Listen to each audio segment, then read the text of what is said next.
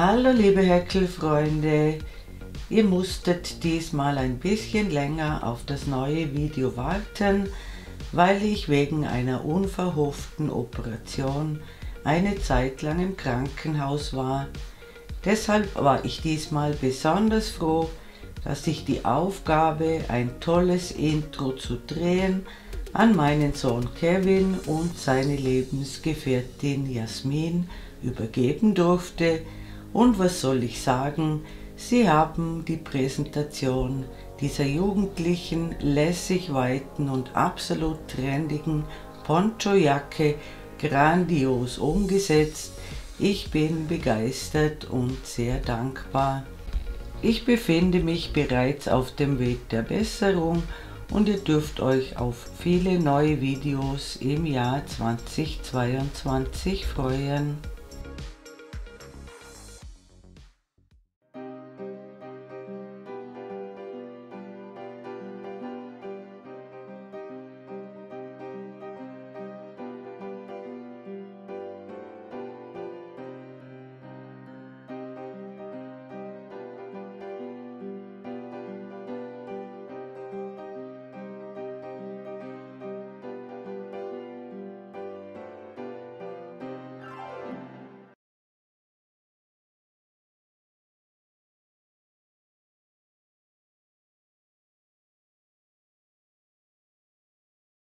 Für diesen Mantel nehme ich die Horizon von hobby.de. So ein Knäuel hat 200 Gramm und 550 Meter Lauflänge und ich starte von innen nach außen und ich mache die Anfangskette mit einer Häkelnadel Nummer 4 und steige später auf eine 5er Nadel um. Im Moment also eine Häkelnadel Nummer 4 und ich starte mit einer Anfangsschlinge, häkle zunächst 2 Luftmaschen, drehe mir die erste ein bisschen um, steche hier so ein, dass 2 Fäden oben sind und einer unten, hole den Faden durch, Masche eine, Schlaufe ab und dann die restlichen beiden Steche in den Querfaden wieder ein, hole den Faden durch, Masche eine, Schlaufe ab und dann die restlichen 2, immer hier in den Querfaden einstechen, den Faden durchholen. Zuerst häkeln wir sozusagen die Luftmasche und dann die feste Masche. In den Querfaden einstechen, den Faden durchholen, eine Masche abmaschen und dann die restlichen 2. Gezählt und gehäkelt wird dann hier, wo die schönen Maschen sind. Im Moment haben wir 4 gemacht. Wir brauchen keine bestimmte Maschenzahl. Ich mache für die Größe 40-42 circa 65 cm. Die anderen Größen schreibe ich euch hin und wenn ihr das gemacht habt, sehen wir uns wieder. Bis bald. Willkommen zurück. Ich habe 96 feste Maschen angeschlagen. Bei mir sind das circa 65 cm. Die Zahl der Maschen kann bei euch auch anders sein. Und jetzt kippen wir das Ganze, sodass die schönen Maschen jetzt oben sind. Und ich nehme jetzt eine Häkelnadel Nummer 5 und ich häkle halbe Stäbchen. Ich beginne mit einer Luftmasche und häkle gleich in die erste feste Masche das erste halbe Stäbchen und häkle dann lauter halbe Stäbchen. Bei mir sind es 96. Die Zahl kann bei euch auch anders sein. Wichtig ist nur, dass wir jetzt immer dieselbe Maschenanzahl in jeder Reihe beibehalten. Und ich häkle die ganze Reihe hinüber und dann sehen wir uns wieder. Bis bald.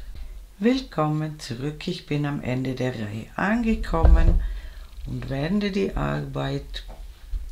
Und wie gesagt, ich beginne immer so, ich häkle immer zuerst eine Luftmasche und dann gleich hier in der ersten Masche beginne ich mit den halben Stäbchen und häkle die Reihe wieder zurück und am Ende der Reihe sehen wir uns wieder. Bis bald. Willkommen zurück, ich bin beinahe mit der Reihe fertig. Ganz wichtig, achtet darauf, dass die Maschenzahl immer unverändert bleibt, damit das ein gerades Teil wird. Und die letzte Masche, hier muss man das ein bisschen kippen nach vorne, dann sieht man den Maschenkopf, der zu behäkeln ist. Und das Ganze machen wir 30 cm hoch, gerade hinauf, immer mit der gleichen Maschenzahl und für alle Größen gleich 30 cm. Und wenn ihr das gemacht habt, sehen wir uns wieder. Bis bald. Willkommen zurück. Ich habe 30 cm hoch gehäkelt, befinde mich auf der schönen Seite. Das erkennt ihr daran, wenn der Faden rechts hängt. Und jetzt machen wir die Schräge für die Ärmel und dazu beginne ich wie immer mit einer Luftmasche und häkle gleich in die erste Einstichstelle 2 halbe Stäbchen, also statt einem häkle ich 2, dann häkle ich die ganze Reihe hinüber und am Ende der Reihe sehen wir uns wieder. Bis gleich. Willkommen zurück, ich bin beinahe mit der Reihe fertig. Und auch hier häkle ich in das letzte halbe Stäbchen 2 halbe Stäbchen. Wir haben also in dieser Reihe jetzt 2 Maschen zugenommen, eine rechts und eine links. Und jetzt wenden wir die Arbeit und bei der Rückreihe nehme ich nicht zu, sondern die häkle ich einfach zurück mit der Anzahl, die ich jetzt habe, also ohne Zunahme, einfach zurückhäkeln und am Ende der Reihe sehen wir uns wieder. Bis bald. Willkommen zurück, ich bin beinahe mit der Reihe fertig. Hier genau schauen, dass ihr auch wirklich bis zum letzten halben Stäbchen häkelt, damit sich die Zunahme nicht wieder auflöst sozusagen. Und wir wenden wieder und immer in der Hinreihe häkeln wir ins erste halbe Stäbchen 2 halbe Stäbchen, ins letzte halbe Stäbchen ebenfalls 2 halbe Stäbchen und in der Rückreihe häkeln wir einfach alle vorhandenen halben Stäbchen ab. Es kommen also in jeder zweiten Reihe 2 halbe Stäbchen dazu. Und ihr müsst nur immer in der Rückreihe aufpassen, dass ihr auch wirklich alle halben Stäbchen, auch die neu hinzugekommenen, behäkelt. Und das Ganze machen wir, bis wir eine Gesamthöhe von 70 cm haben, also vom Anfang an gemessen. Und wenn ihr 70 cm auf diese Weise gehäkelt habt, also das wird jetzt so schön schräg, dann sehen wir uns wieder. Bis bald. Willkommen zurück, ich habe meine 70 cm erreicht. Dieses Stück hier unten, das gerade Stück, hat 30 cm und das hier oben hat 40 cm. Hier unten habe ich 34 Reihen gerade gehäkelt und 50 Reihen mit den Zunahmen auf beiden Seiten, also insgesamt 84 Reihen. Das kann bei euch auch anders sein. Wichtig ist nur, dass ihr euch immer die Reihenanzahlen notiert, damit auch die Vorderteile genau gleich werden. Messen alleine ist zu ungenau. Und ich beende dieses Teil jetzt hier mit einer Luftmasche, lasse 4 bis 5 Meter Faden dran. Den können wir später für die Schulternaht brauchen. Ziehe den Faden durch und ziehe ihn fest und wir sehen uns gleich bei den Vorderteilen wieder. Willkommen zurück.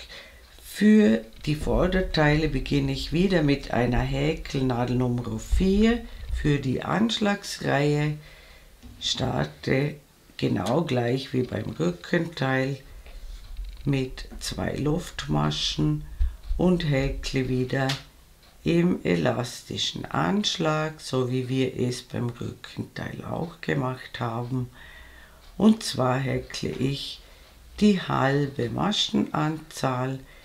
Ich hatte beim Rückenteil 96 feste Maschen und ich mache bei den Vorderteilen die Hälfte, also 48. Und wenn ihr eure Maschenzahl erreicht habt, sehen wir uns wieder. Bis gleich. Willkommen zurück. Ich habe meine 48 festen Maschen gehäkelt. Die verschiedenen Maße schreibe ich euch noch einmal hin. Und ich kippe das Ganze wieder, steige wieder auf die dickere Nadel um und häkle wieder in halben Stäbchen, genau wie beim Rückenteil, 30 cm gerade hoch. Und wichtig ist, schaut, dass es auch genau gleich viele Reihen sind wie beim Rückenteil bis zur Schräge. Und wenn ihr 30 cm hoch gehäkelt habt, sehen wir uns wieder. Bis dann. Willkommen zurück. Ich habe wieder 30 cm gerade hoch gehäkelt. Gleich viele Reihen wie beim Rückenteil, das ist wichtig. Und jetzt machen wir das erste Vorderteil und da nehme ich immer nur auf einer Seite zu. Von mir aus gesehen auf der rechten Seite und zwar wieder in jeder zweiten Reihe. Das heißt, ich häkle jetzt eine Luftmasche und in die allererste Masche 2 halbe Stäbchen, das ist die Zunahme. Dann häkle ich die Reihe hinüber und da sehen wir uns wieder. Bis gleich. Willkommen zurück, ich bin mit der Reihe fertig und was ich noch vergessen habe vorhin zu erwähnen, ich habe es wieder so gemacht, am Beginn der Reihe war mein Anfangsfaden rechts und immer wenn er rechts hängt, ist eine Zunahmereihe und jetzt wenden wir und wenn der Faden links ist, dann nehmen wir nicht zu, das heißt, wir häkeln hier ganz normal alle halben Stäbchen ab bis zur anderen Seite hinüber und da sehen wir uns nochmals wieder. Bis gleich. Willkommen zurück. Ich bin beinahe mit der Reihe fertig. Ganz wichtig, das neu hinzugekommene halbe Stäbchen ebenfalls nicht vergessen. Wir haben jetzt eins mehr als vorher und jetzt wende ich wieder und jetzt hängt der Anfangsfaden wieder rechts, das heißt, jetzt kommt wieder eine Zunahmereihe und wir häkeln jetzt das genau gleich wie beim Rückenteil und wir hören ungefähr 6 cm vor der Gesamthöhe auf. Also ich habe mein Rückenteil 70 cm hoch gehäkelt. und ich häkle jetzt 64 cm und da kommt dann der Ausschnitt und da sehen wir uns wieder. Bis bald. Willkommen zurück. Ich habe jetzt 64 cm erreicht beim ersten Vorderteil mit den Zunahmen auf der rechten Seite, und für den Ausschnitt habe ich hier einen Maschenmarkierer gesetzt, also hier am geraden Rand, und zwar sind das 8 cm, bei mir sind das 12 Maschen, und diese 12 Maschen lassen wir in der nächsten Reihe frei, also unbehäkelt, und die Zunahmen machen wir ganz normal weiter, also wieder immer in der Hinreihe 2 halbe Stäbchen ins erste halbe Stäbchen und wir häkeln bis zum Maschenmarkierer und da sehen wir uns wieder. Bis gleich. Willkommen zurück. Ich habe bis zum Maschenmarkierer gehäkelt. 12 Maschen bleiben bei mir frei. Das kann bei euch auch ein bisschen anders sein. Dieses Stück hier sind 8 cm und jetzt wende ich und häkle wie gewohnt weiter, nur eben über die reduzierte Maschenzahl. In dieser Reihe haben wir ja keine Zunahme, aber in der nächsten Hinreihe ganz normal wieder die Zunahme machen und das Teil gleich hoch häkeln wie das Rückenteil. Und wichtig ist, dass die Anzahl der Reihen insgesamt genau gleich ist wie beim Rückenteil. Bei mir waren es insgesamt 84 Reihen. Das kann bei euch ebenfalls ein bisschen anders sein. Ganz wichtig, das Teil jetzt einfach gleich hoch häkeln wie das Rückenteil und immer die Zunahmen weitermachen. Und wenn ihr so weit gekommen seid, sehen wir uns wieder. Bis bald. Willkommen zurück. Ich habe das erste Vorderteil hier noch 6 cm hochgehäkelt. Bei mir waren das 8 Reihen.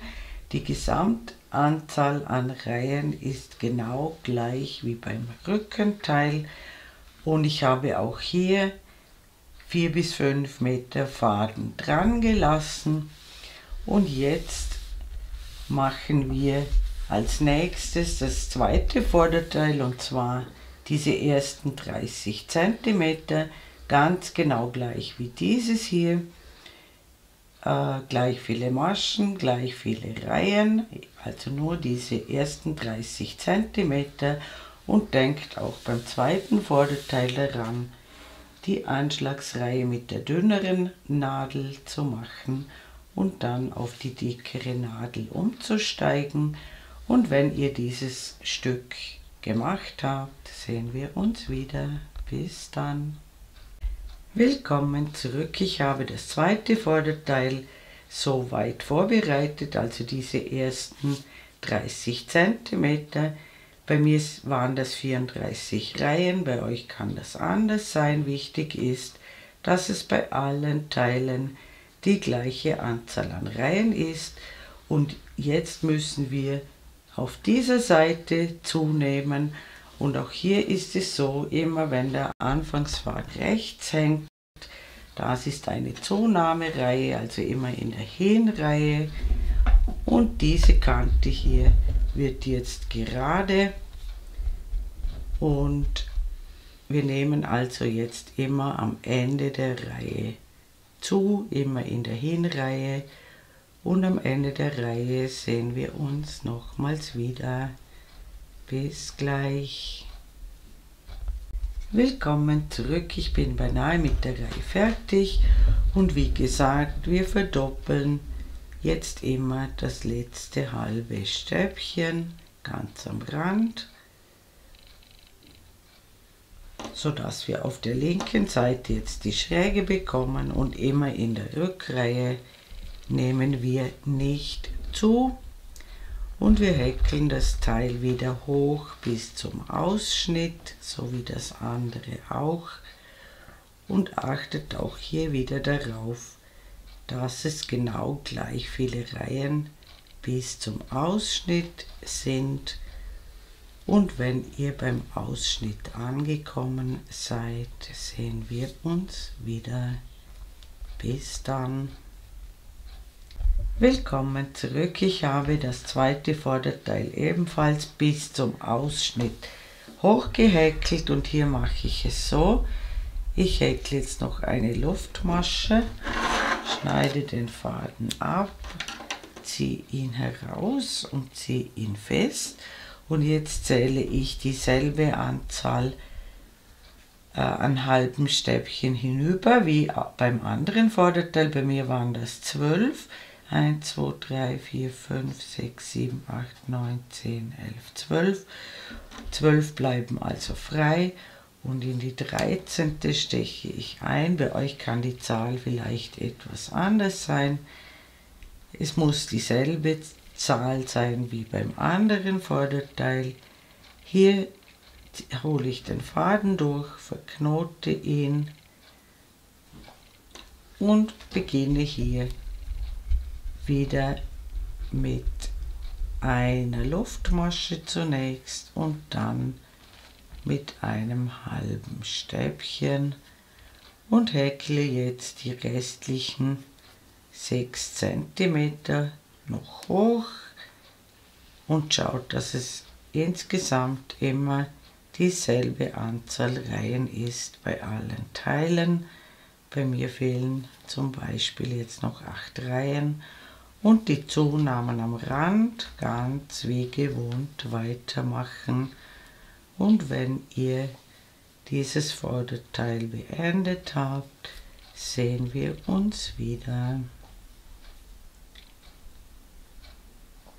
Willkommen zurück. Ich habe das zweite Vorderteil genau gleich hoch gemacht wie die anderen Teile. Am Schluss noch eine Luftmasche gemacht und hier könnt ihr den Faden ganz normal abschneiden und wir sehen uns gleich wieder, wenn wir die Schulternähte machen. Willkommen zurück. Wir machen jetzt die Schulternähte und dazu habe ich die Teile folgendermaßen aufeinander gelegt. Es schaut immer die schöne Seite nach innen, damit wir auf allen Teilen dieselbe Struktur auch haben. Und zwar erkennt ihr das daran, beim Rückenteil ist der Anfangsfaden auf der rechten Seite, das ist also die schöne Seite, und bei den Vorderteilen hängt der Anfangsfaden bei beiden Teilen auf der linken Seite.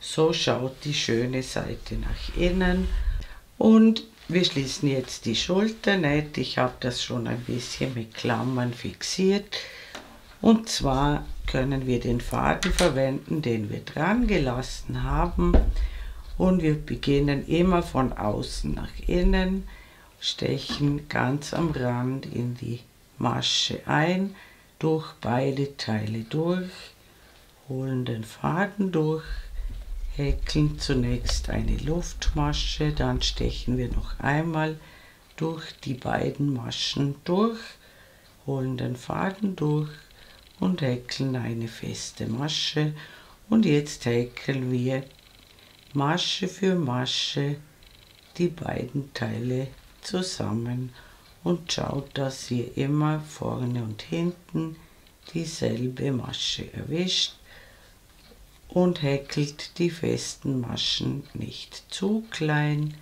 Die Naht sollte noch ein bisschen dehnbar bleiben und das machen wir bis zum Ausschnitt und da sehen wir uns nochmals wieder. Bis gleich. Willkommen zurück. Ich habe die Schultern abgeschlossen. Am Ende häkle ich noch eine Luftmasche, ziehe den Faden durch und ziehe ihn fest.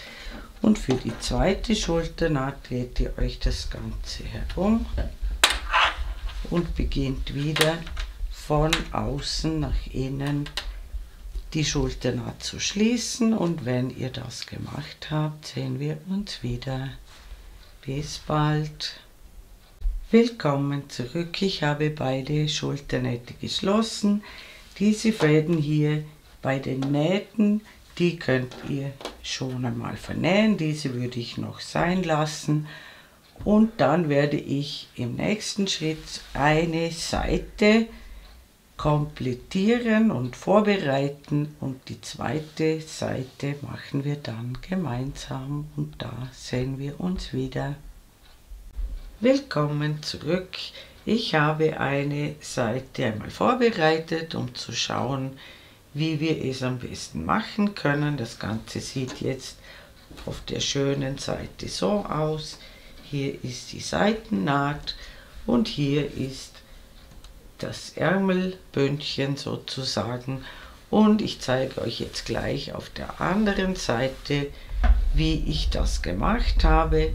Dazu muss ich den Mantel allerdings wieder umdrehen auf die weniger schöne Seite, und wenn ich das gemacht habe, sehen wir uns gleich wieder. Willkommen zurück. Ich habe den Poncho wieder auf die weniger schöne Seite umgedreht. Das seht ihr an der Schulternaht, und ich habe hier mit Klammern die Seitennaht schon einmal fixiert, und ich lasse für die Größe 40-42 30 cm hier offen. Um es ganz genau hinzubekommen, solltet ihr die Reihen zählen, damit das dann auf der anderen Seite genau gleich wird. Und jetzt schließen wir dieses Stück hier. Die anderen Größen schreibe ich euch hin, und dazu beginnen wir hier unten am unteren Rand der Jacke, und ich steche ganz unten möglichst weit am Rand ein mit der Häkelnadel, hole den Faden durch,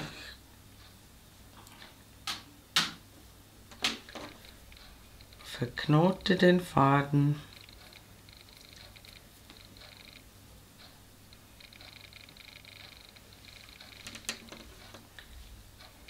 steche noch einmal in dieselbe Lücke ein, durch beide Teile durch, hole den Faden durch, häkle zunächst eine Luftmasche.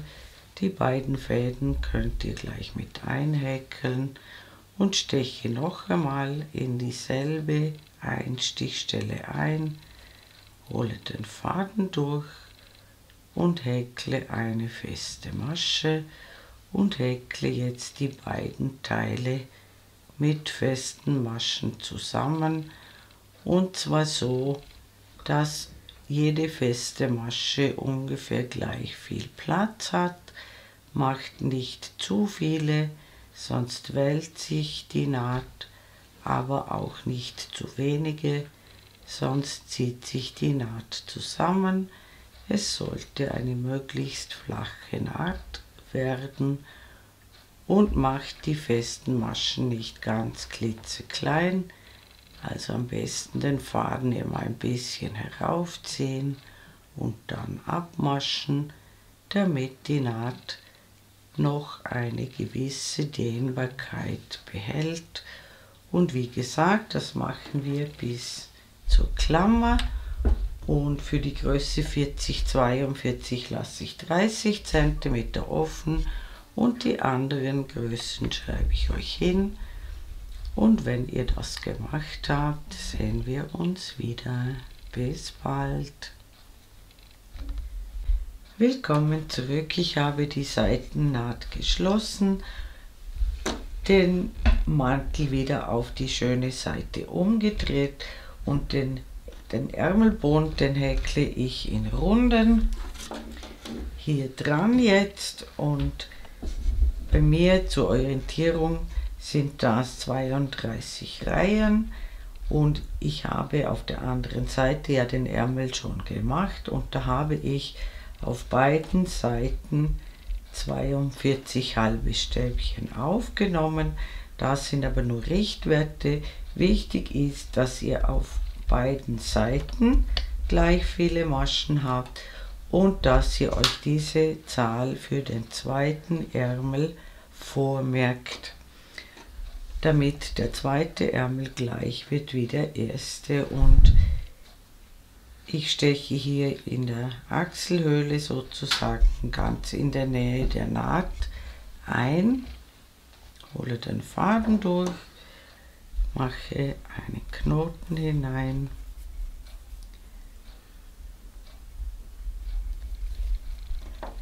steche noch einmal in dieselbe Öffnung ein, hole den Faden durch, häkle eine Luftmasche und dann in dieselbe Einstichstelle ein halbes Stäbchen.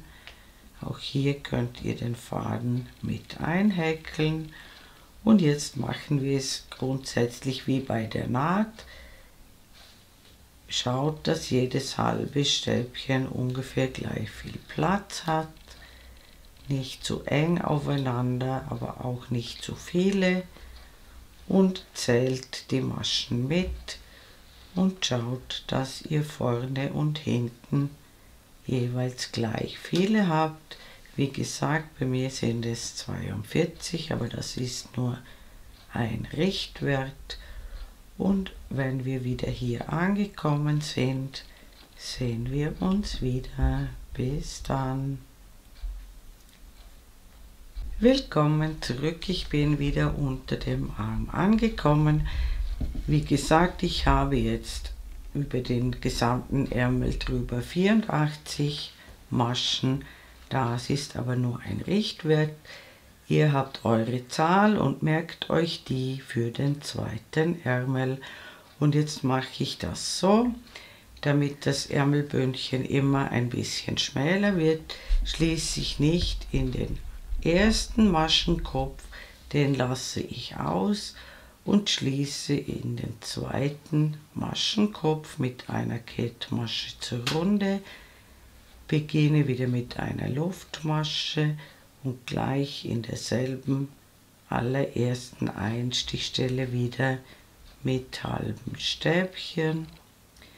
Und wenn ihr mitzählen wollt, habt ihr jetzt in dieser Reihe eine Masche weniger und ich zeige euch das gleich noch einmal, wenn ich wieder rundherum gekommen bin. Bis gleich. Willkommen zurück, ich bin beinahe rundherum gekommen. Hier ist das letzte halbe Stäbchen. Diese kleine Masche hier nicht mehr behäkeln, sonst hebt ihr die Abnahmen wieder auf, also bis zum letzten größeren Maschenkopf halbe Stäbchen häkeln, dann diese erste Masche hier, die waagrecht verläuft, auslassen und immer in den zweiten Maschenkopf schließen und am Anfang vielleicht mitzählen, damit ihr wisst, ob ihr richtig liegt. Und ich mache das genauso weiter. Immer in jeder Runde eine Masche weniger und ich mache circa 22 cm. Da macht ihr am besten zwischendurch mal eine Anprobe, aber ich würde die Ärmel nicht zu lang machen. Das Ganze wird irgendwo zwischen 20 und 22 cm liegen. Und wenn ihr das gemacht habt, sehen wir uns wieder. Bis dann.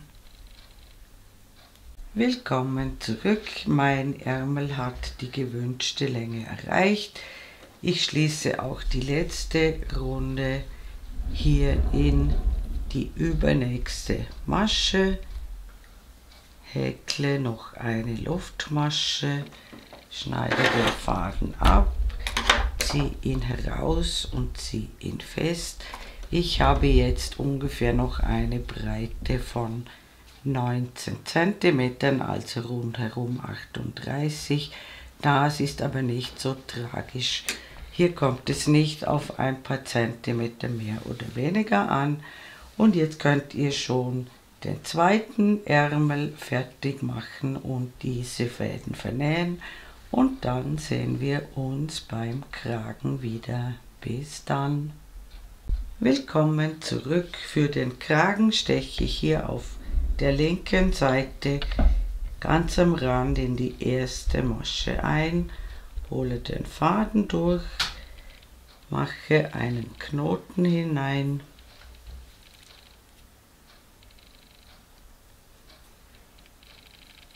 steche noch einmal in dieselbe Masche ein, hole den Faden durch und häkle eine Luftmasche. Hier könnt ihr die Fäden gleich mit einhäkeln.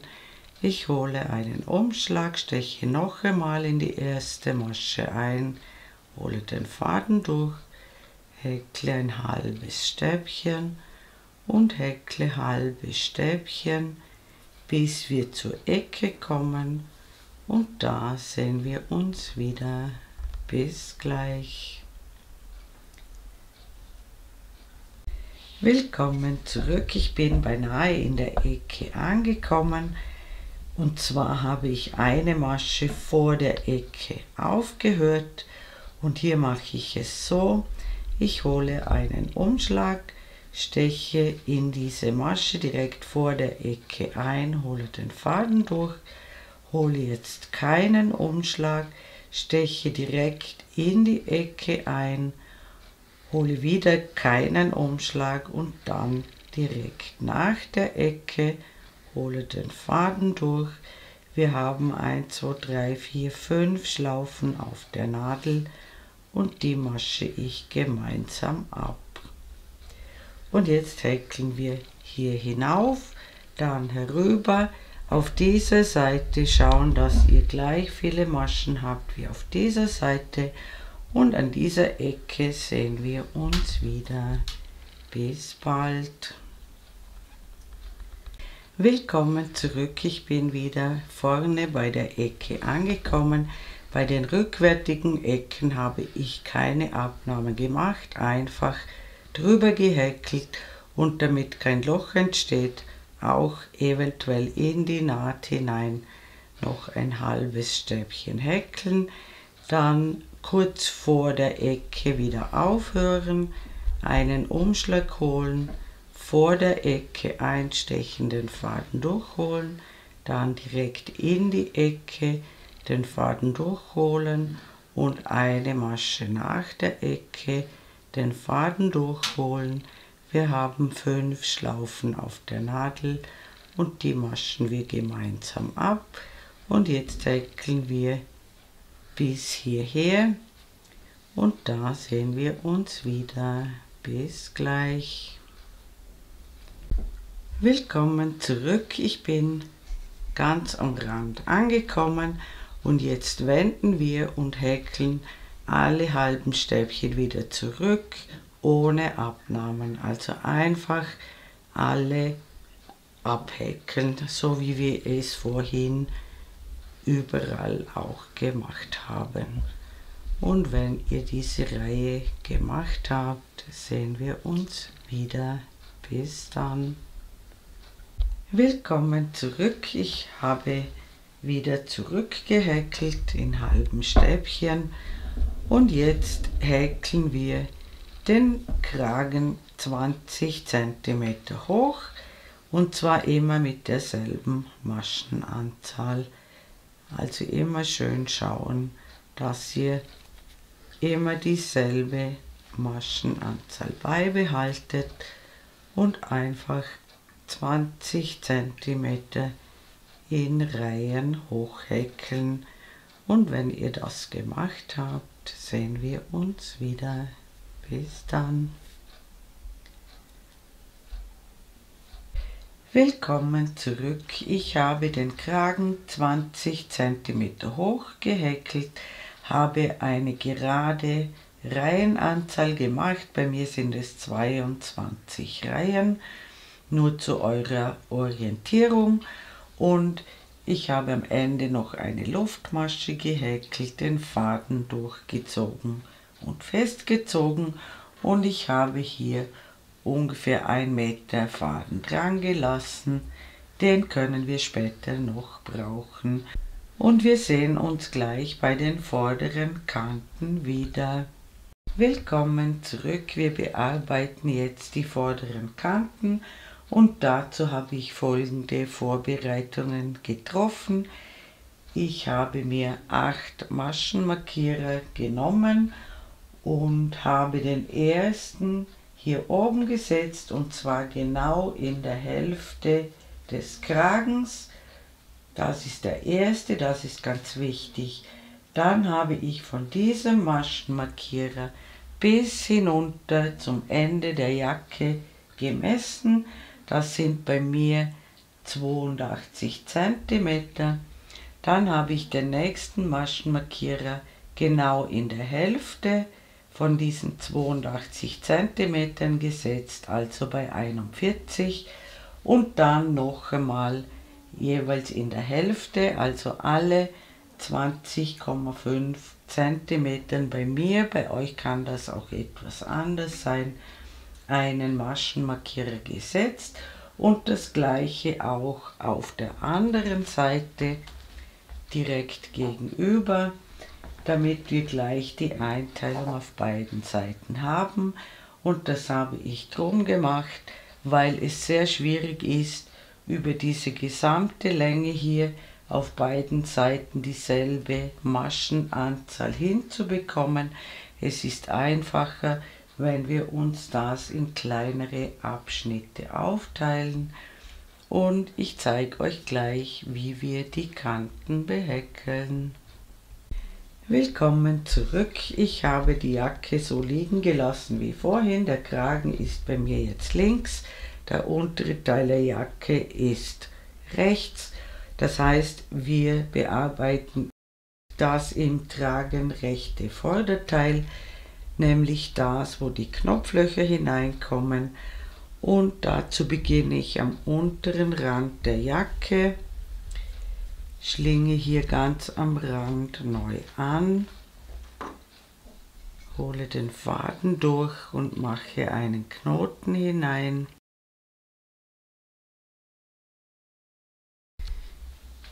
Dann steche ich noch einmal in dieselbe Öffnung ein, wo der Faden drin ist, hole den Faden durch, häkle eine Luftmasche und dann in dieselbe Masche ein halbes Stäbchen. Und jetzt häkle ich halbe Stäbchen bis zur Klammer und auch hier wieder darauf achten, dass es möglichst flach wird. Und wenn ich hier angekommen bin, sehen wir uns wieder. Bis gleich.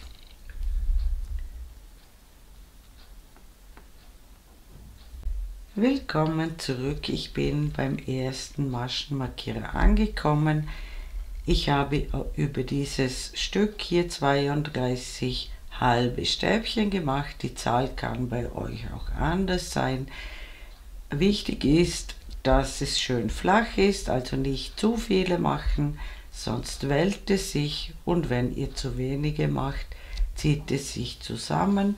Und diese Zahl hier, diese 32 bei mir, die mache ich über diese 4 Abschnitte, die wir eingeteilt haben, und zwar bis zur Hälfte des Kragens, also bis zur letzten Klammer. Die obere Hälfte bleibt vorläufig frei. Und wenn ich bei dieser Klammer angekommen bin, sehen wir uns wieder. Und einfach schauen, dass ihr bei jedem Abschnitt gleich viele Maschen hinbekommt. Und dann sehen wir uns wieder. Willkommen zurück. Ich bin hier oben bei der Hälfte des Kragens angekommen und hier wenden wir jetzt die Arbeit und häkeln alle Maschen wieder zurück. Und wie gesagt, ich habe 4 mal 32 halbe Stäbchen gemacht. Die Zahl kann bei euch auch ein bisschen anders sein. Wichtig ist, merkt euch diese Zahl für die andere Seite dann. Und jetzt einfach wenden und wieder zurückhäkeln und dann sehen wir uns wieder. Willkommen zurück. Ich habe die Reihe zurückgehäkelt. Wir haben jetzt also hier 2 Reihen und habe die Knopflöcher eingeteilt.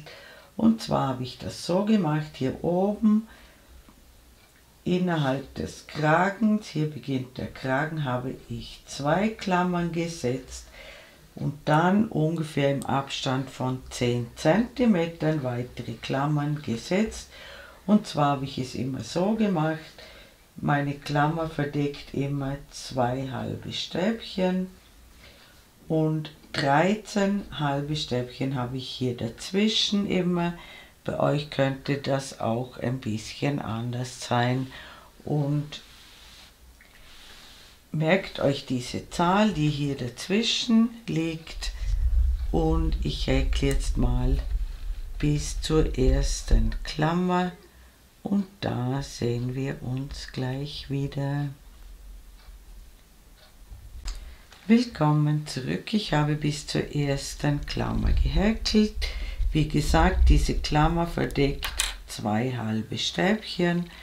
Jetzt häkle ich 2 Luftmaschen, lasse diese beiden halben Stäbchen aus und häkle jetzt meine 13 halben Stäbchen bis zur nächsten Klammer, und auch hier überspringe ich dann immer 2 Maschen mit 2 Luftmaschen und ich zähle immer die halben Stäbchen mit, damit die Abstände wirklich bei jedem Knopfloch gleich sind. Und wie gesagt, das machen wir bei allen Knopflöchern so. Und am Kragen oben sehen wir uns wieder. Willkommen zurück. Ich habe insgesamt 9 Knopflöcher eingeteilt. Wie gesagt, hier oben im Kragen habe ich 2 gemacht.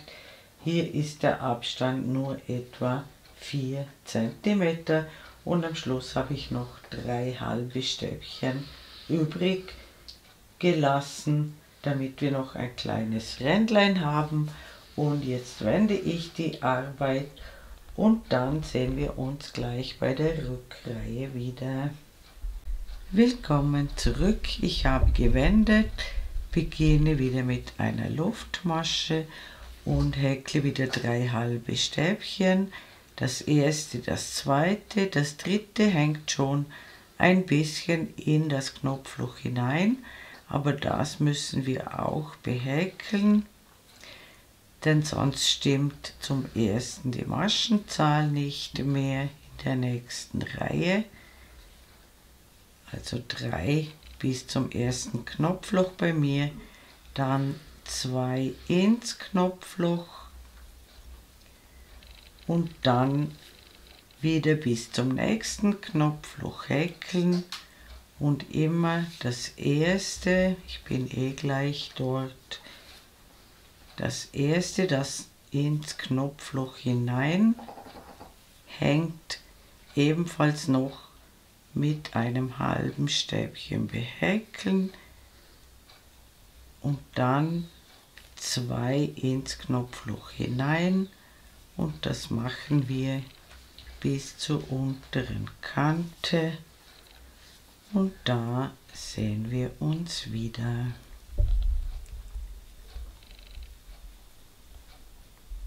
Willkommen zurück. Ich habe die Knopflöcher überhäkelt, habe darauf geachtet, dass die Maschenzahl dieselbe ist wie vorher auch in den Vorreihen.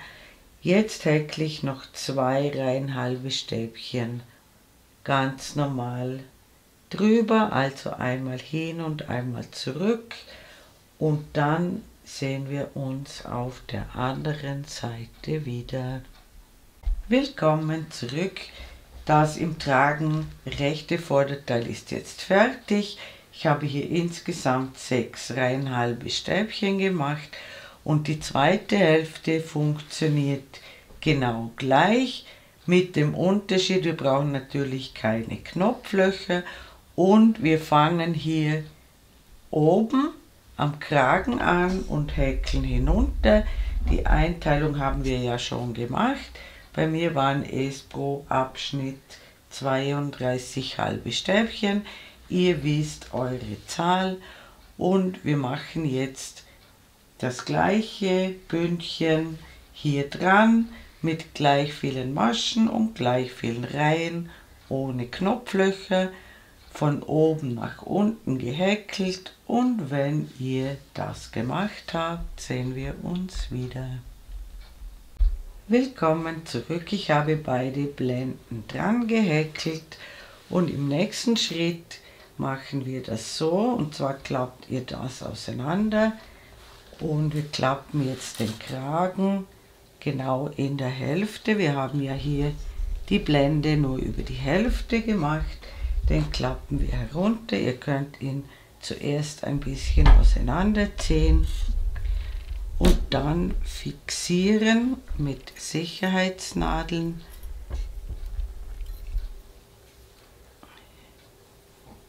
Und schauen, dass ihr genau bei der Kante, wo wir den Kragen begonnen haben, da sollte er entlang laufen. Wie gesagt, unbedingt zuerst mit Sicherheitsnadeln fixieren, zuerst auf beiden Seiten.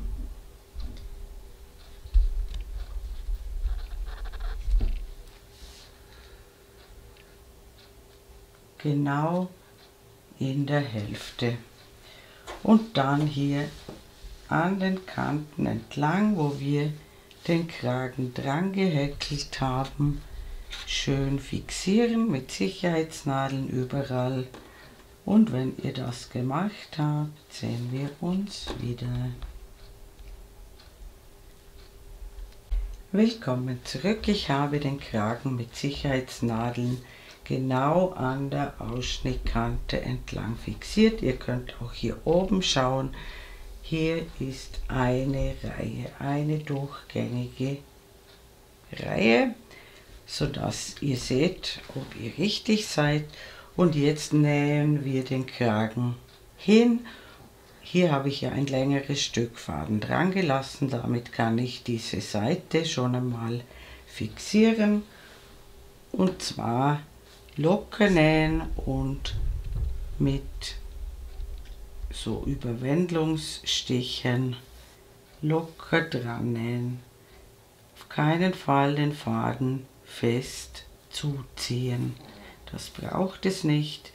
Es geht nur darum, dass der Kragen dann so bleibt. Und das machen wir hier und hier entlang und auf dieser Seite ebenfalls. Und dann sehen wir uns wieder. Willkommen zurück. Von außen sieht der Kragen jetzt so aus. Ich habe ihn schön hingenäht, überall an den Kanten, und zwar so, dass man das außen nicht sieht. Und jetzt im nächsten Schritt nähe ich meine Knöpfe an und da sehen wir uns wieder, denn die beiden obersten Knöpfe platziere ich etwas anders als gewohnt.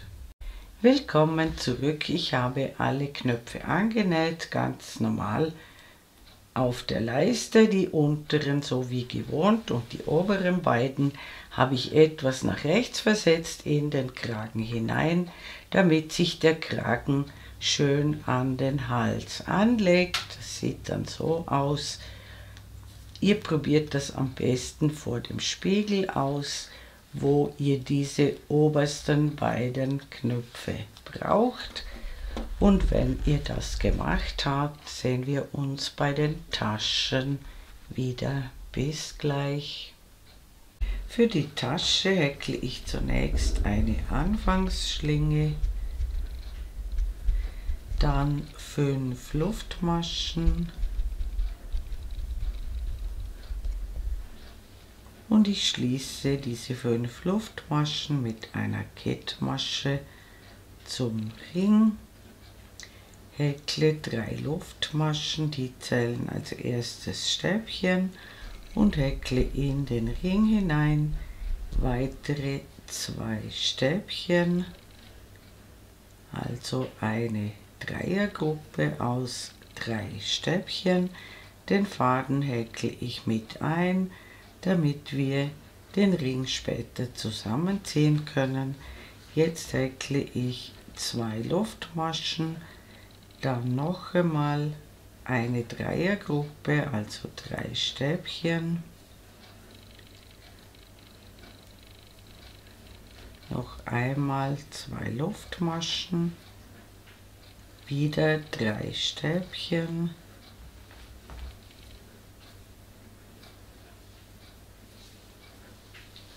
zwei Luftmaschen und noch ein viertes Mal 3 Stäbchen. Damit haben wir unsere 4 Kanten festgelegt und ich schließe die Runde mit einem halben Stäbchen in die dritte Luftmasche von unten gezählt. Ganz wichtig, dass es die dritte Luftmasche ist. Und jetzt haben wir 4 Kanten und 4 Ecken. Und jede Runde beginnt mit 3 Luftmaschen. Die zählen immer als erstes Stäbchen und ein zweites Stäbchen in die Lücke. Das ist eine halbe Ecke. Die zweite Hälfte kommt immer am Ende der Runde hinzu. Dann häkeln wir alle vorhandenen Stäbchen ab. Das sind in diesem Fall die 3 aus der Vorrunde. Die Ecke besteht immer aus 2 Stäbchen in die Lücke, 2 Luftmaschen und noch einmal 2 Stäbchen in die Lücke. Und wenn wir jetzt nachzählen, hier wäre die Lücke, haben wir jetzt pro Kante von Lücke zu Lücke 2, 4, 6, 7 Stäbchen. Und diese 7 Stäbchen brauchen wir auf allen 4 Kanten. Die ersten beiden in die Lücke haben wir schon gemacht. Jetzt folgen die 3 Stäbchen auf die 3 vorhandenen Stäbchen aus der Vorrunde und dann noch 2 in die Lücke. Und wir haben auch hier 2, 4, 7 Stäbchen, dann wieder 2 Luftmaschen, 2 Stäbchen in die Lücke, die 3 vorhandenen Stäbchen abhäkeln mit Stäbchen, 2 in die Lücke,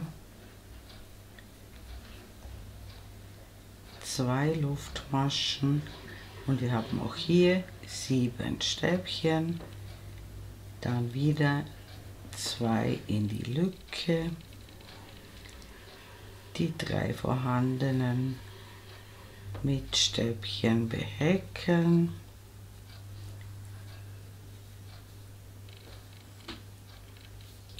und am Ende der Runde immer 2 in die Lücke, wo wir begonnen haben, und wir schließen wieder mit einem halben Stäbchen in die dritte Luftmasche. Das Ganze sieht so aus und im Prinzip geht das jetzt immer gleich weiter. Wir beginnen immer mit 3 Luftmaschen und einem Stäbchen in die Lücke, sozusagen mit einer halben Ecke, und häkeln immer die vorhandenen Stäbchen ab. In diesem Fall sind es die 7 aus der Vorrunde und jetzt müssten wir pro Kante 11 Stäbchen erhalten, also immer 4 mehr als in der Runde zuvor. Und zwar immer von Lücke zu Lücke gezählt. Wenn ich jetzt noch die 2 in die Lücke mache, haben wir 2, 4, 6, 8, 10, 11 Stäbchen. Dann immer 2 Luftmaschen, in dieselbe Lücke 2 Stäbchen,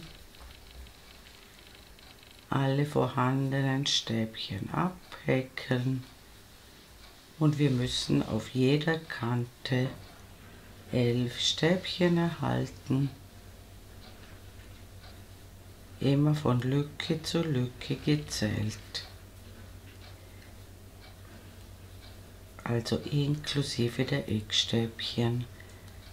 Immer 2 Stäbchen in die Lücke, 2 Luftmaschen, 2 Stäbchen in die Lücke, dann immer die Anzahl, die wir aus der Vorreihe haben, in diesem Fall sind es 7. Und wie gesagt, wir brauchen immer auf allen 4 Kanten dieselbe Anzahl Stäbchen. In dieser Runde sind es 11 pro Kante. Die Ecke immer mit 2 Stäbchen, 2 Luftmaschen, 2 Stäbchen, die 7 aus der Vorreihe abhäkeln.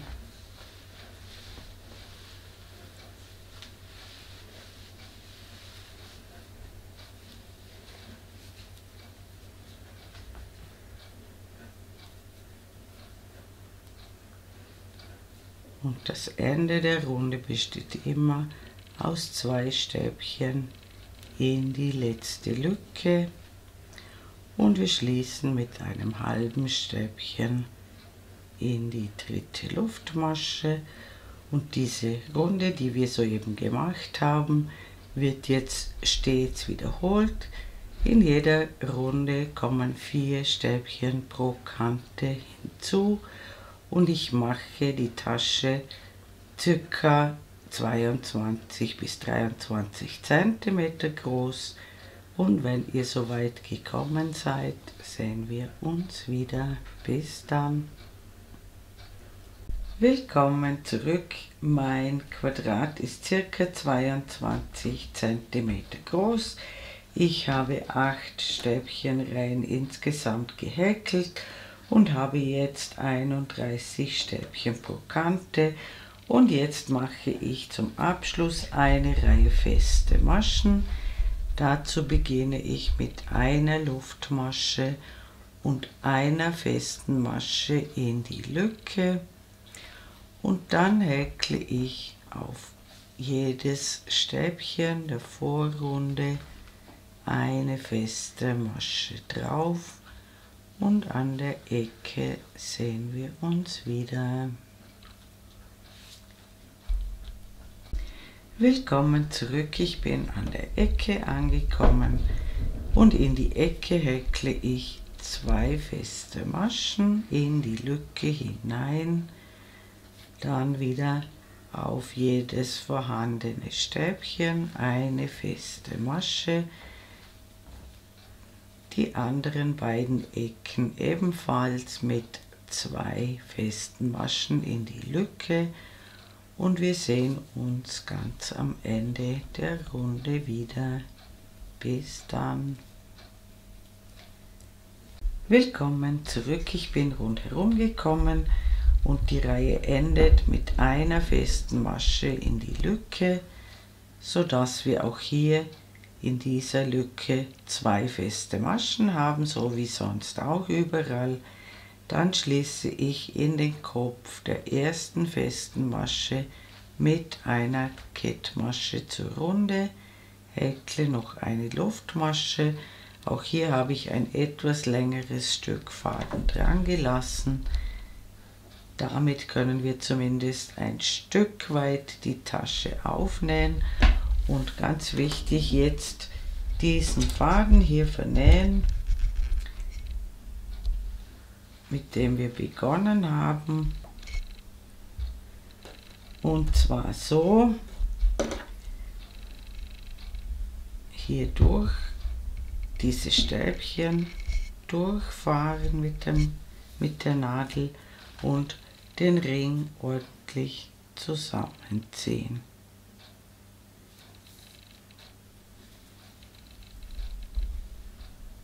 am besten einmal rundherum, damit das gut hält.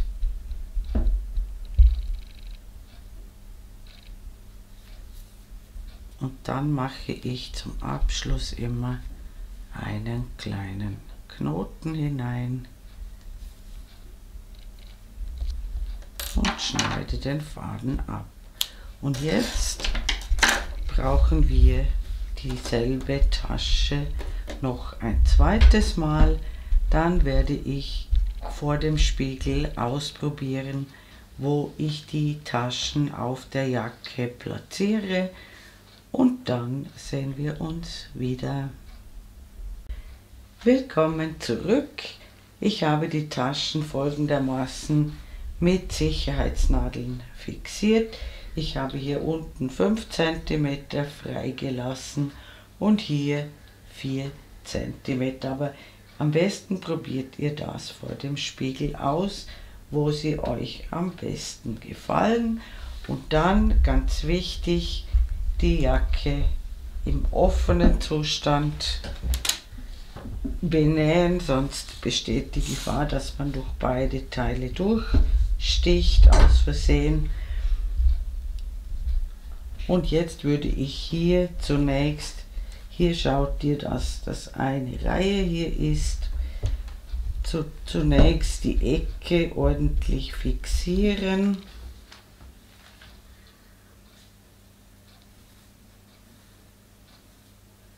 Und dann würde ich hier Rückstiche machen entlang diesen festen Maschen hier, also ganz normale Rückstiche, ganz nah am Rand, so dass die Maschen hier, die sind unsere Orientierung.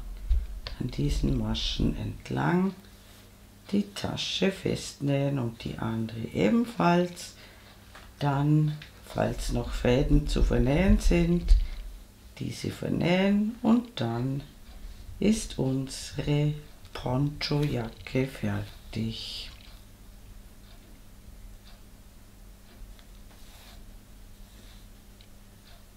Liebe Häkelfreunde, ich bedanke mich wie immer herzlich fürs Zuschauen. Hoffe, ihr habt viel Freude mit dieser prächtigen Ponchojacke und mein nächstes Video ist schon in Arbeit. Ich würde mich natürlich sehr freuen, wenn ihr meinen Kanal abonnieren würdet. Eure Karin aus dem Ländle.